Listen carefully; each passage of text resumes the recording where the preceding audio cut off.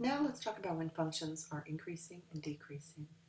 We define a function f as increasing on an interval if for any two numbers within the interval x1 and x2, and we're going to say that x1 is less than x2, then it's increasing if the functional value, function evaluated x1, is less than f of x2. And this is if x1 is less than x2. So for every 2 points I pick here, x1 and x2, f of x1 is less than f of x2. Similarly, we say a function is decreasing if, for the same x1 minus x2, or x1 is less than x2, if we pick 2 points, any 2 points, and it's important that you order them this way, so x1 is less than x2, then that means that f of x1 is greater than f of x2. Now, the proof for this is actually very straightforward.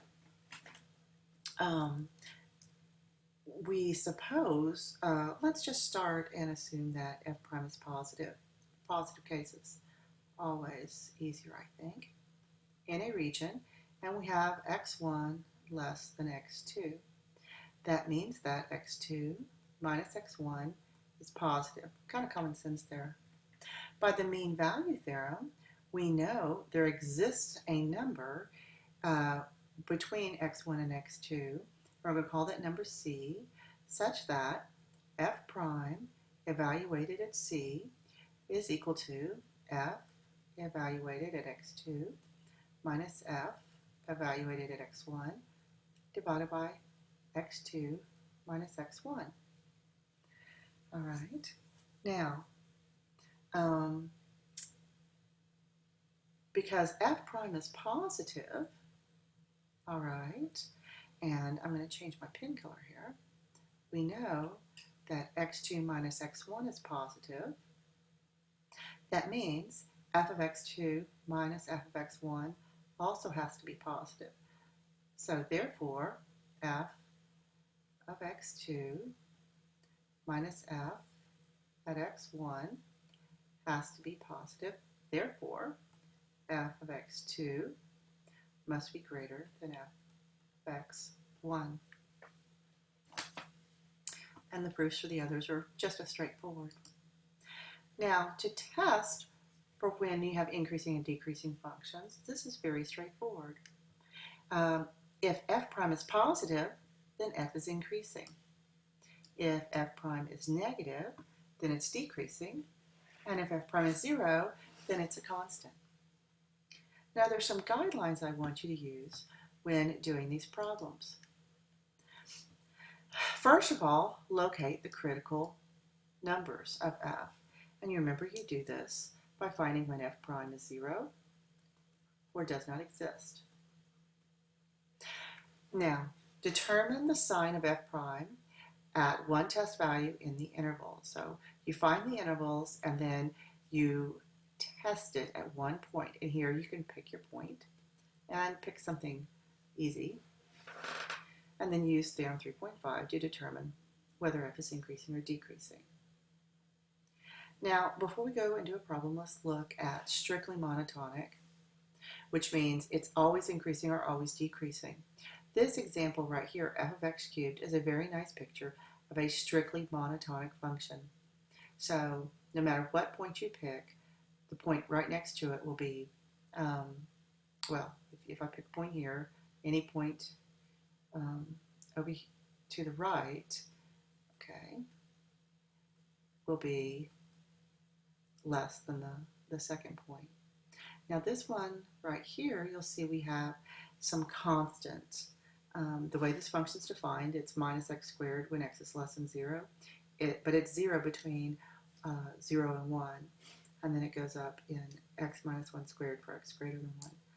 This part right here is what prohibits it from being strictly monotonic. Now let's look at a problem. On which intervals is f increasing or decreasing? Now, you don't usually have the picture, so remember the first thing you need to do is find the first derivative. We need to find the critical points. So f prime is 3x squared minus 3x. And we want to set that equal to 0. Now this is always defined, so we're not going to have any undefined points. So I'm going to factor. So my only critical points are x equals 0 and x equal 1. So now we need to check the intervals. All right, so my intervals are going to be from negative infinity to 0, and then from 0 to 1, and then from 1 to infinity. I have an extra column here. Now you can also write this as negative infinity is less than x is less than 0, and this is probably a slightly better way to write it. 0 is less than x, less than 1. I don't want you to get lost in the point notation here. 1 is less than x is less than infinity. I take either. Now pick a test value. You can pick any x between 0 and negative infinity. So let's pick an easy one. Let's pick negative 1. Now, at negative 1, I'm going to come in and plug in what is f prime. So what is f prime of negative 1? Well, that's, I'm going to do it from here. Excuse me. It's 3 times negative 1 minus 2. So I get 6. So the sign of f prime is positive, and therefore this is increasing.